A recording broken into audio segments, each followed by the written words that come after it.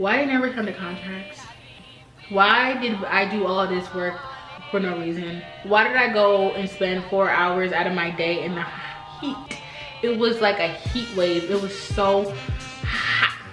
Hey y'all, welcome back, welcome back, welcome back to my channel. And we threw on a new little wig, a little quick wig, a little cheap quick wig for the day. And before I get started, just happy holidays to you and your family. Okay, let's get started. So I wanted to start making videos about my clients because these story times, y'all, like, I think that it's beneficial for new agents on the block, or if you want to be an agent, like, you need to really understand what you're getting into, like what's the real tea. So I didn't want to start doing story time. So like, comment, and subscribe, and let's get started. So the story time of today is about, we're gonna call it the perfect storm. When I tell you I did everything right and everything just went wrong. Like, everything just went wrong. And it's like, it went wrong for no reason. Like, you know when things go wrong for no reason and like it don't make no sense, and you just try to like mentally make it make sense, but it's just like, no. Like, I'm not wilding, y'all wilding. Okay, so let's start from the beginning. This was in about, I would say, this was June. This is June, and this is right when I think I just got something under contract. But I was working very hard. Like, I had a lot of clients, and I was like pushing my clients to put in offers. I was getting offers accepted, but everybody still wasn't buying. So we're gonna name, so there's the daughter, there's the mother, and then there's the father. So those are the main ones. So we're gonna name this client Chanel. So we got Chanel, and then we got her mom. We're gonna name mom Fendi, and then the dad Gucci. Okay, well, that's just what we're gonna do. That's how we just gonna do it. So Chanel puts in a request to see this property on Zillow. So I'm a Zillow agent. Now it's weird, but I'm a Zillow agent. I'm still a Zillow agent, but I'm not like actively on. So I get this request for them to see a property in a city. So they want to see this property, right? So I could call them and I let them know, hey, I am the Zillow agent and I will be helping you look at this property. What are you really looking for? And then she gives me the whole shindig, the first call, like, I'm trying to help my parents buy a property. Like, we need to get this done now. We have 2 months because when the school year hits, I'm gonna be very busy, so we need to get this done this summer. And my mom is diagnosed with some condition, so like, she needs to rest and she needs to be put in like a stable home. So you know me, I'm like writing everything down, I'm taking mental notes. Cool, bet. Well, you don't know me yet because I'm the dedicated agent, just so you know. So I say okay, and I ask her, because a part of our script is to ask her if there are any other properties that she would like to see. So she gives me a list of properties. So when somebody, it's like a client knows what the client wants to know, and the client think they know what they want, but it's like I can then refine their list and I actually know what they want, right? So they could be looking at these beautiful properties in their price range, but the square footage is off, right? Or like, they don't realize, oh, this is gas, not oil, or like the HOA fee is extremely high. So it's my job to go in and like refine the list, and then define, whatever you want to call it, and then also look for properties that I think that are most appropriate for them. So she sends me the list, and I remember that day she like kept texting me like, we want to see this, you want to do this. And then she had called me later on in the day, and she was like, Jasmine, if you could do this for me and my family, like, this would mean everything. So she did let me know day one that they do have a pre-approval, which is like a green sign. We already know first 10 minutes if you don't have a pre-approval and I'm screening you, why don't you have pre-approval? So they have one. Blessings. So the first day of the appointment, I'm always late. I'm always late about 5 minutes. If you know me, I tell all my clients, give me 5 minutes. Like, I'm usually running 5 minutes behind. That is just who I am, and that's just what it is. So they're there, and the first property that we go to, I always like to do like an introduction. And I like to explain to my clients who I am, how long I've been in real estate, and what my goals are for them, and vice versa. I want them to talk to me face to face, and so we can establish the boundaries and the lines of how fast we actually want to get this done. Because remember, if you have looked at my previous videos, and one of the videos I talk about like how to screen your clients in the first 10 minutes. So I've already iterated all these things, but the goal is there at that point to their face, let them know this is what it's going to take to get this done. So we arrive at the property, we arrive, and I already was like, this house was gonna work for them. I already knew it. So we go into the house, and it's Chanel, Fendi. Did I say his name was Gucci or Prada? Prada. I don't remember. Well, the dad was there too. So we go in, something's wrong with the mom's stomach. So we introduced ourselves. Something wrong with the mom and her stomach, and she couldn't walk up the stairs to like go to the second floor. The house was perfect. It was like 3 bedrooms. The kitchen was small. It was like the first floor, it was small, but the bedrooms were a good size, and it did have a deck in the back, and the driveway was pretty good. So I was like, this is an option. So we're about to leave, and they're like, no, they don't like it. Okay, so then we go see 3 more of the properties that they listed on the and they didn't like any of them. So I said, okay, now it's time for me to go in and actually find the properties that they want. Because I think the first time that you go look at properties, 9 out of 10 times it's not going to be the one that your client wants. It's usually on the second go around, and usually the first go around is all the lists that your client wants to see. So the second week we go out and we see like 7 houses. And if you know me, I don't be showing a lot of properties, but this family was telling me like they need to get this done, da da da da da. So I'm like, cool. So we go see, I think it was 7 houses. And the mom is tired because, you know, she had this situation with the surgery. And I'm like, let's go see this one house. And I had scheduled it for, I had clients after those clients. And I could do a story time on them too. But clients after those clients to go see this house. But we were able to make it. So I was like, let's just go see this house. So we go in, and well, not even we go in, we get there, and the owner is there. The freaking owner is there. And he comes and he opens the door for us, because I guess he was trying to do like first sale by owner. So okay, we go in, the house is done, everything done, everything perfect in the house. Nothing needs to be done. All they gotta do is move their stuff in and just live. They got the paneling, the solar panels. The guy works for like a commercial solar panel, whatever place. So their electric bill is like 0 to nothing. Like everything in that house was done up to the T. They had a sunroom. The kitchen was nice. Like it had a fireplace.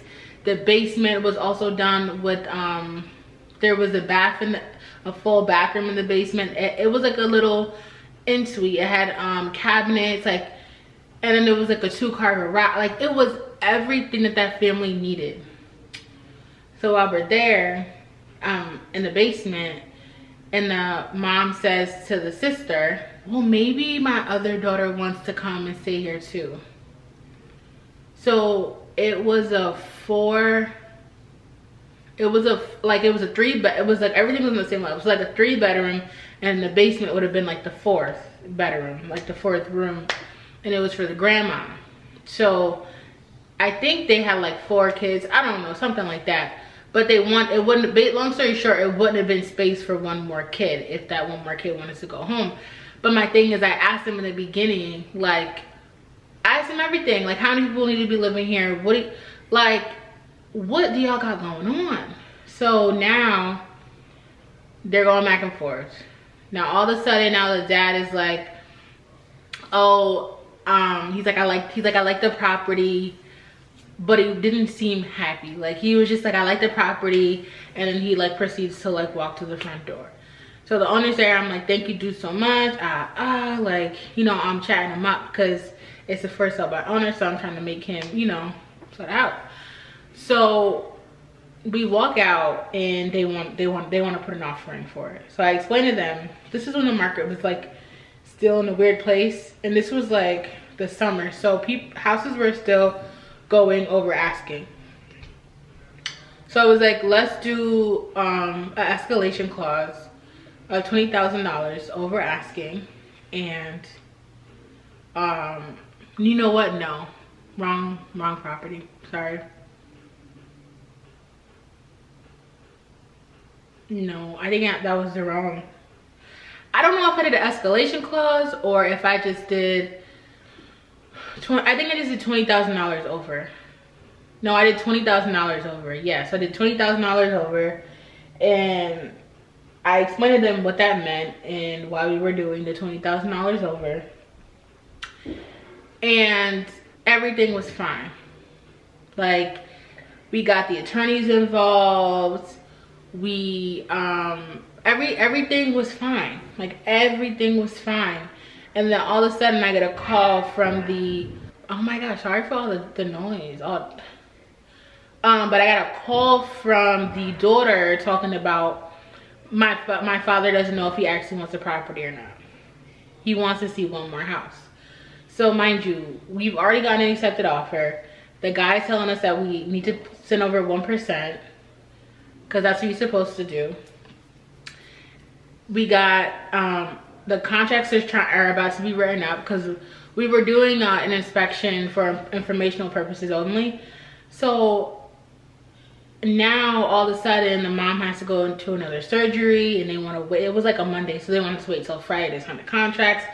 Everybody's waiting on them. I look stupid. My clients, it was just a hot mess. Like, it was a hot mess.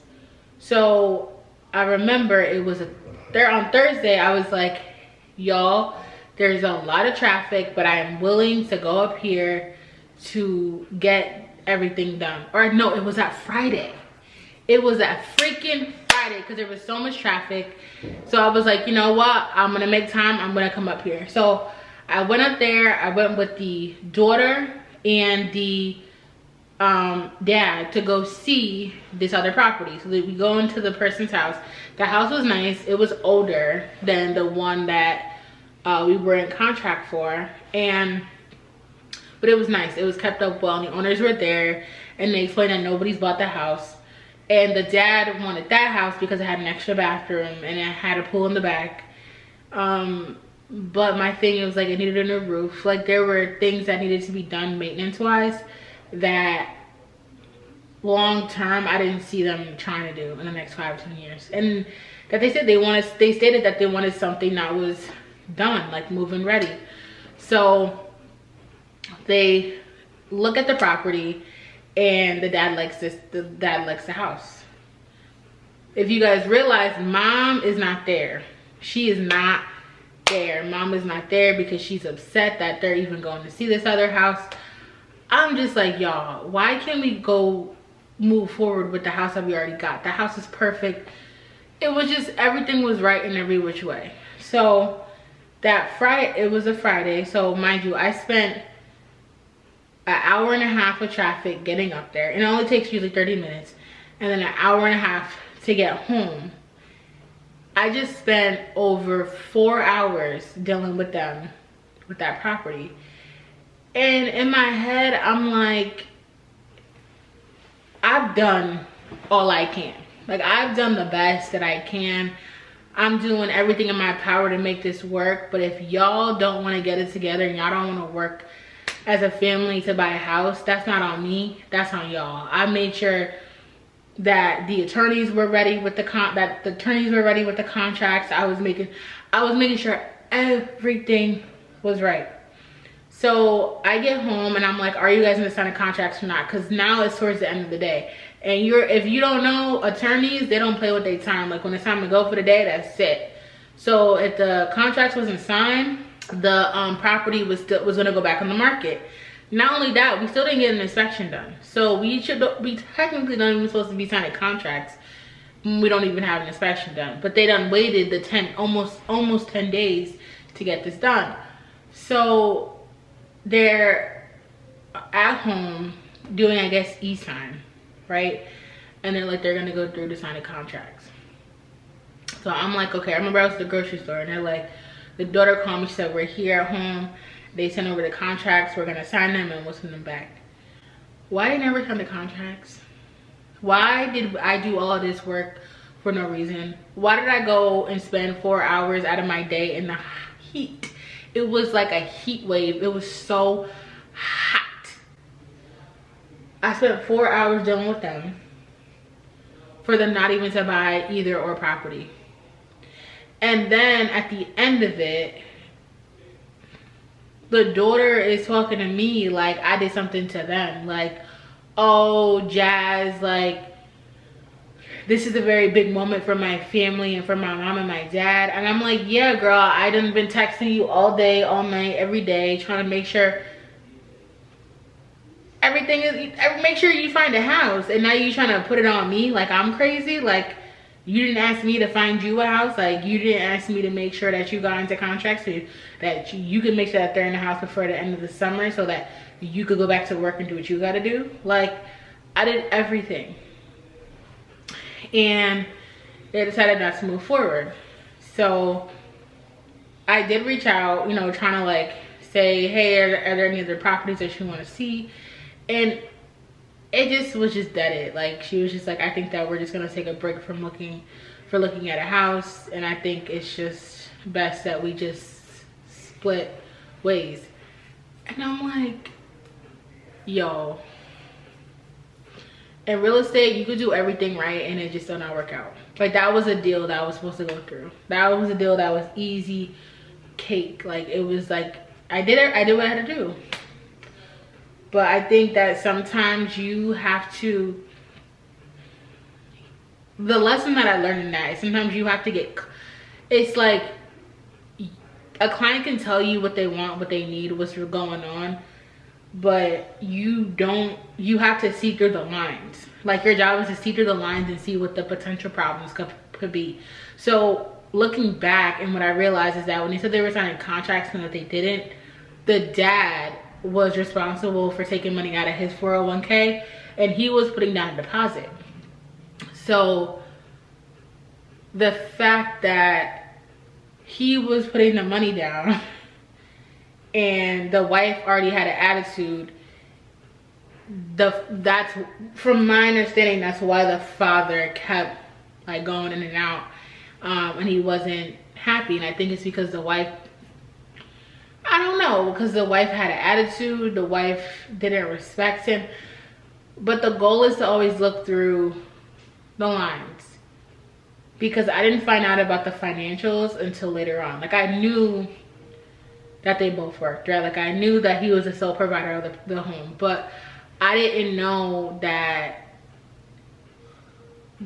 I guess their relationship was so like, I don't want to say uneasy, but I didn't realize that money was a huge factor like that in their relationship, to the point of if the dad said no and everybody else said yes to the house, then the house would be off. So I don't know, it was just a very weird situation. It was just like, I did everything right as a real estate agent, and that's something that you guys have to know and understand and realize. Like, a lot of the times you will be doing work for free.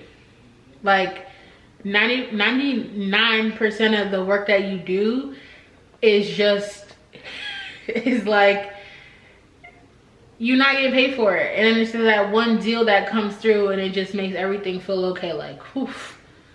But that right there really I don't say it hurt my feelings, but it hurt my feelings because I'm like, why didn't I go through? Like, it really wasn't that deep. So that was my story time, and I don't want you guys to feel discouraged. Real estate is hard.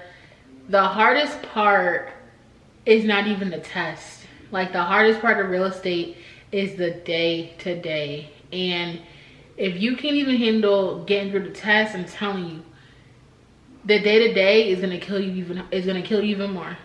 Because most agents don't last past, I think it's a year or two, because then them bills come, them dues come. So I encourage you guys, if you want to take your test, take your test. Do what you gotta do, and you just keep pushing. So I hope you guys enjoy this video, and I want you guys to have an amazing Christmas and New Year's. And Jazzy the Realtor, your dedicated agent, is out. Peace.